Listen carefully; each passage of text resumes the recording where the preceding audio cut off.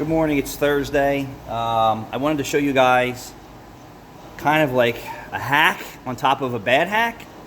So this GMC Terrain at 60,000 miles, I really don't know why somebody was in the heater box, cut the heater box apart at 60,000 miles. Maybe they broke the end off, troubleshooting it, I don't know. But, you know, I got into it like, what the hell? None of the climate control features work properly, and there's no hot to cold, although the heater core is fine and the rest of the cooling system's fine.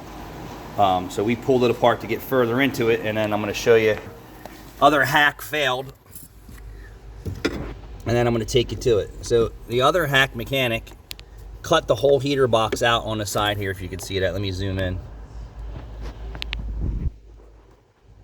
Let me see if I can get you a better thing. Yeah, and you can see over there. So in the back side, you can see the huge gap.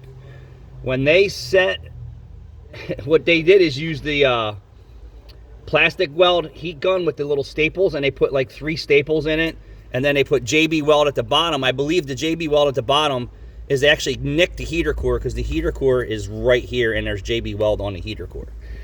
That's not leaking, and that's really not my problem right now. We advised heater box replacement.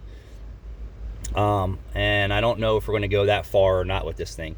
And then I got the door in the right position to where it sweeps properly manually, but the motor won't sweep or calibrate properly.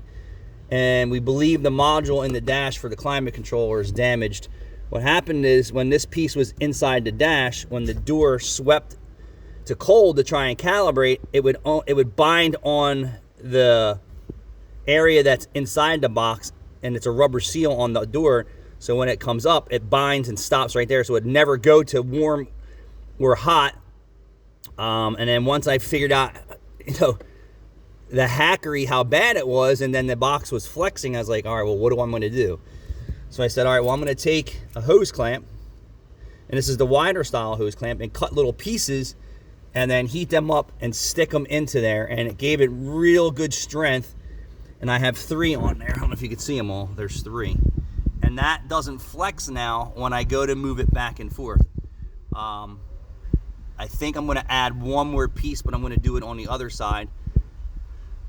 And then maybe I'll lay epoxy, or I may lay some thermal type of tape.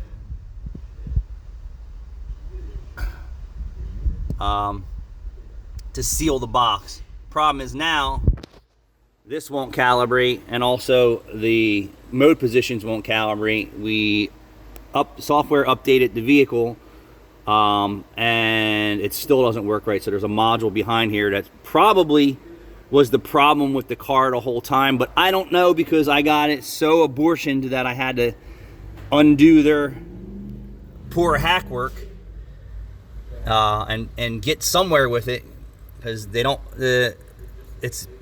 We don't know what the outcome is. It still may need a heater box, but right now I believe my repair is solid, and then I'll just seam that in with something and get it sealed, and it'll be fine. But if we get it, the climate controller working with the modes and the thing, it should be great. So I have those plastic weld tools, and the staples they give actually suck.